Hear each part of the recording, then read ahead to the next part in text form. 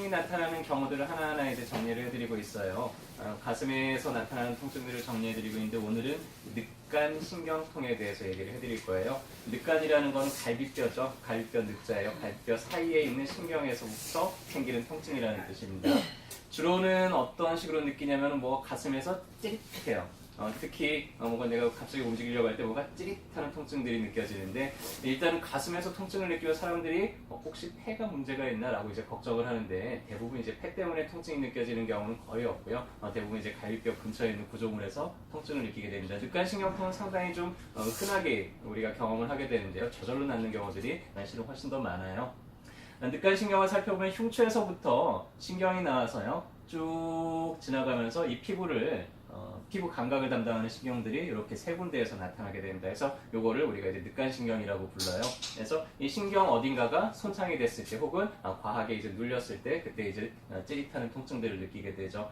대체적으로 가장 흔한 거는 대상포진을 앓고 난 이후에 그 이후 대상포진이 완전히 회복되지 않고 신경 손상이 지속되면서 통증이 좀 오래가는 그런 경우가 이제 가장 만성화된 경우들이고요. 어디 꽝 부딪혔을 때 그때 이제 멍이 들면서 신경이 손상이 돼서 그리고 나서 이제 통증을 느끼는 경우들도 많습니다. 당뇨 같은 게 있으신 분들은 당뇨 합병증 중에 하나가 말초신경염이잖아요. 당뇨로 인해서 혈액이 산성화되면서 신경들이 좀 부식이 돼서 이런 이제 통증을 느낄 수도 있는데 그럴 때는 꼭 늑간신경통뿐만 아니라 손발이 저린다든지 이런 말초 쪽에 신경 손상들을 좀 많이 호소를 하게 되죠. 주된 증상은 가만히 있을 때는 괜찮아요. 근데 내가 콜록 하거나 이게 늑간이잖아요. 호흡을 할 때마다 뭔가 심호흡을 한다든지 기침을 할 때 이 신경이 자극을 받으면서 찌릿하는 통증을 느끼는데요. 이 통증의 양상이 뭐가 찌르는 듯이 아프다든지 뻐근하다든지 이런 게 아니에요. 신경통들의 특징은 찌릿하거나 뭐가 먹먹하거나 뭐가 불에 댄 듯이 뭔가 화끈거리거나 이런 식의 통증들을 자주 호소를 합니다. 특징이 갈비뼈를 따라서 옆구리를 따라서 이렇게 쭉 일직선으로 이런 식으로 이제 통증을 느끼는 게 이제 늑간신경통의 특징이죠. 치료는 저절로 낫는 경우들이 되게 많아요. 왜냐하면 간단하게 이렇게 멍이 들고 멍이 사라지잖아요. 그런 것처럼 신경이 손상이 됐다가 자동적으로 회복되는 경우들이 많은데요. 그래서 그때까지 되도록이면 이제 우리가 숨을 쉬면서 이 늑골이 움직이면서 갈비뼈가 움직이는 거를 약간만 이렇게 테이핑해서 잡아주더라도 상당히 통증을 줄이는 데 많이 도움이 되고요.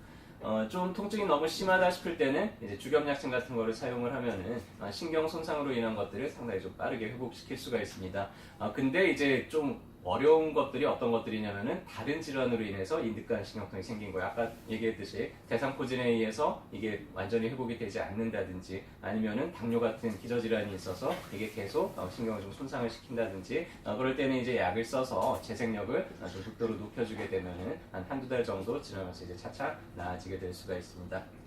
자, 이제 얘기 듣고 보니까는 옆구리가 자꾸 뭐가 찌릿하는 통증을 느껴요. 그러면은 일단은 집에서는 어떻게 하시냐면은요, 그 부위를 좀 따뜻하게 해서 혈액을 촉진시키고 테이핑 같은 거를 사서 거기에다가 테이프를 좀 붙여보고 그렇게 한 1, 2주 정도 지나면은 나을 텐데요. 그래도 낫지 않고 계속 뭐가 찌릿하고 통증을 느낀다. 그러면 이제 어디 가서 치료를 받아요?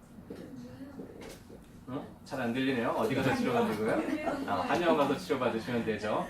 그리고 여러분들이 좋아하시는 어깨동무 한의원 오셔서 얘기하시면 저희가 또 잘 감별해서 원인들을 잘 해결해 드리도록 하겠습니다. 오늘도 진료 잘 받으시고요. 건강으로 되시길 바라겠습니다. 감사합니다.